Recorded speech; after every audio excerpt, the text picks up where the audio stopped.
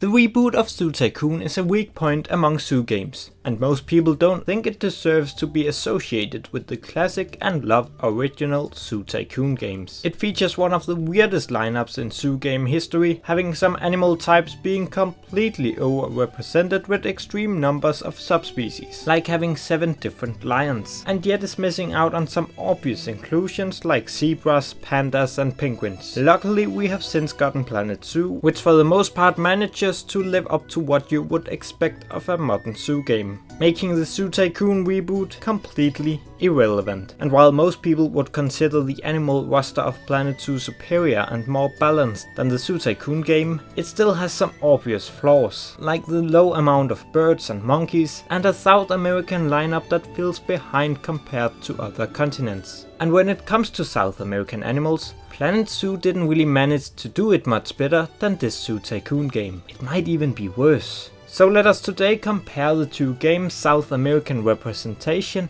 and see where Planet Zoo could learn something. And based on this, I'll try to make a lineup for a South American animal pack based on Zoo Tycoon's animals.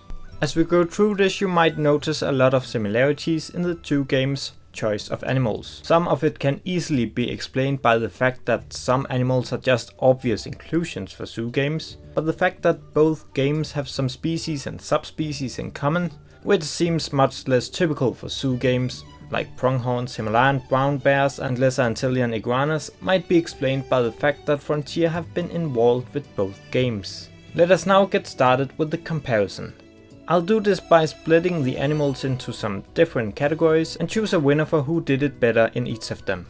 When it comes to South American Carnivorans, Planet Zoo did it better, even though Zoo Tycoon technically got the most options. But all we got here are way too many subspecies for jaguars and cougars. Meanwhile, Planet Zoo got both of them represented just as species, which I think is the right thing to do for these types of animals. And then on top of the cats, we also got maned wolf, giant otters and spectacled bears. Meaning we got a quite diverse lineup here, even though you could miss some smaller species among them.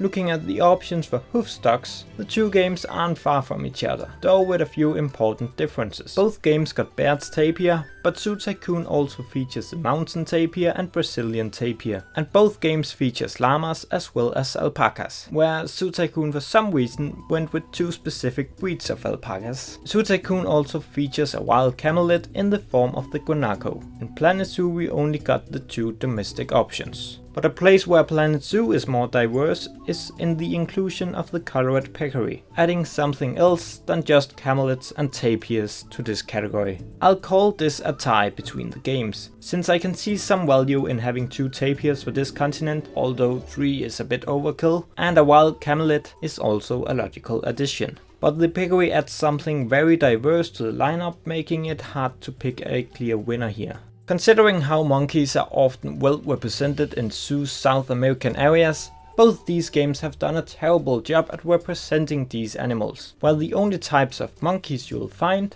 are capuchins. Planet Zoo has got 1 species and Zoo Tycoon has got 4 to choose from. Zoo Tycoon won this round even though there isn't much value in multiple species of capuchins. So all it takes for Planet Zoo to be better in this area is to add any monkey from South America which isn't a capuchin.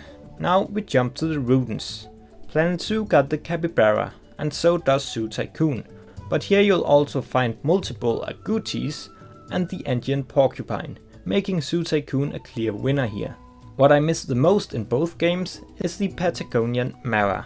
Both games feature species of anteaters, armadillos and sloth, but Planet Zoo only got 1 of each, while Zoo Tycoon features multiple, with all Planet Zoo's options being among the choices to choose from in Zoo Tycoon. So once again Zoo Tycoon is a clear winner.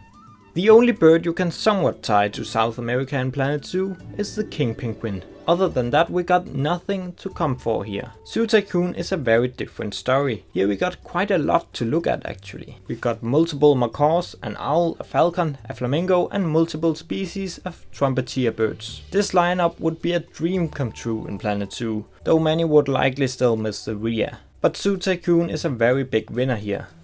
Now we'll be looking at habitat reptiles based on what I would suppose would be suitable for the habitats in Planet Zoo. The list for Planet Zoo is quite short, with Galapagos giant tortoises and 2 species of caimans. In Zoo Tycoon you'll find 3 tortoises and 5 caimans, and while some of the options seems a bit irrelevant, Zoo Tycoon is clearly the winner here.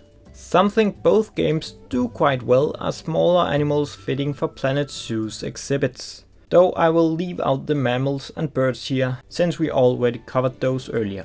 Both games features the 2 same species of iguanas. Planet Zoo features a few snakes for South America, while Zoo Tycoon got quite a long list with a good amount of diversity. And while Zoo Tycoon is better at snakes, Planet Zoo has much more to come for the exhibits in form of a few amphibians and various invertebrates. So since Planet Zoo go into a larger range of the animal kingdom, I'll call this game the winner here.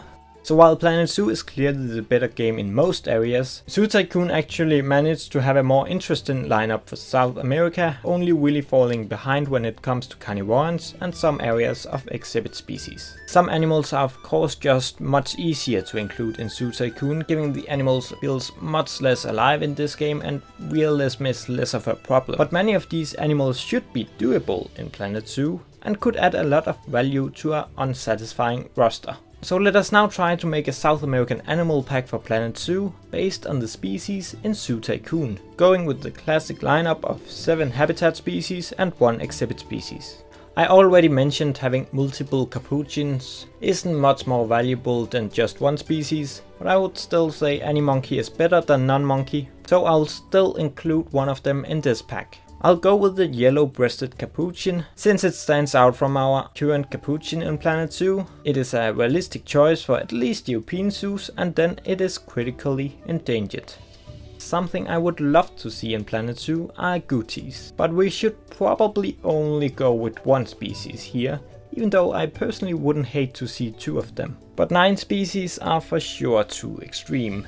A few of these species are very rare in captivity, others are very common and some a bit more in between. The Azaros agouti is extremely common within Europe and are to be found in some Asian parks as well and a few other places. But they seem to be missing from areas like Oceania and most of North America. To appeal more to realistic zoo builds within these locations, I would instead go with the red-rumped agouti. It got decent numbers in Europe and in North American zoos, and this seems to be the more common species in parks in Australia and New Zealand, though I can't find any evidence of it in Asia. So I think any of these 2 species are equally good, but I'll put the red-rumped in the park since I also find it more interesting to look at. While I would love a South American porcupine in Planet Zoo, we only got the Andean porcupine to choose from in Zoo Tycoon. And I find that to be a bit too bizarre of a choice and will therefore have to leave it out.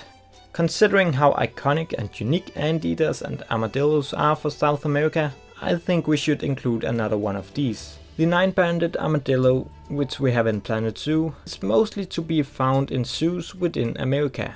So I would prefer a second armadillo to be a more common choice for European zoos. And that isn't the case for the screaming hairy armadillo, the only other option in Zoo Tycoon, so I'll leave it out. Instead I'll include the southern tamandua, which feel very different from the giant anteater and for sure brings something unique to the game. When it comes to birds, I'll take what I can get, especially for areas without any representation, which is the case for most of South America. Therefore I'll not leave out the American flamingo, even though some people might think the greater flamingo is flamingo enough for Planet Zoo. And what I find a very interesting choice for our habitat is the trumpeter bird. 1 species is enough though, and here I'll just go with the one you tend to find in captivity, the grey-winged. This might actually be the species from Zoo Tycoon I want to see the most in Planet Zoo. Somehow it only managed to get 1 vote on the often talked about meta wishlist, but I truly think this would be a fantastic choice for Planet Zoo. What is left to choose from now is a bit more within categories that feel less important or new for the game, though I can see a lot of potential in the red-footed tortoises, just to get a very basic tropical mainland tortoise, which is easy to find use of multiple times, so I'll put it in. Now the last habitat spot feels a bit less exciting. Now we basically just have to choose the best candidate among the animals that feel close to something we already got in Planet Zoo. I'll leave out the caimans, I think 2 should be enough here. What I'll end up choosing between is the guanaco or the Brazilian tapir. It would be a weird animal pack without any hoofstock after all. If we had either a rhea or the Patagonian mara, or both of them in Planet Zoo already, I would not hesitate with choosing the guanaco. That would be a classic South American mix to be able to create, but without them it doesn't feel like a very important addition to me. Instead I'll go with what is the most commonly found tapir in zoos, the Brazilian tapir, also known as the lowland tapir. Maybe not super exciting, but it is easy to find use of in standard zoos, big or small. Now the exhibit animal is more tricky. For a standard exhibit I would look among the snakes. Not entirely sure which species to pick, but one of the more versatile classic zoo species probably. Another tempting choice is the southern two-toed sloth, since that is the species you would expect to find in zoos, and feels like the better choice compared to the one we got. This is the one I would go with if I can't choose any of the birds. But what I and likely many of you truly want is within the more speculative choices, since we so far haven't seen flying birds in the exhibit. But if possible, it is of course one or multiple of these 6 macaws. In the end I don't care too much about the choice of species, we just need some parrots badly. That would be such a valuable addition to Planet Zoo. Considering this pack is entirely made from animals from the Zoo Tycoon reboot, it is actually quite good. It is missing a few obvious species like the coati, and does not really fix our big lack of South American monkeys. But if we consider the macaws an option, then it does a lot to improve our bird situation. And looking beyond the birds, we see some interesting choices for smaller animals for our South American areas and tropical houses. Especially the agouti, the tamandua and the tortoise I see a lot of value in. With some better options for monkeys, that would have been among the best packs we have ever seen, if you ask me. Let me know what you think of it, and what you miss the most. You might wonder how I got my hands on all of this Zoo Tycoon footage. Well, I've been stupid enough to buy this game. Let me know if you want to see more videos based around this game. I might as well get some more use out of it. Make sure to subscribe to the channel to see what I come up with next. Thank you for stopping by.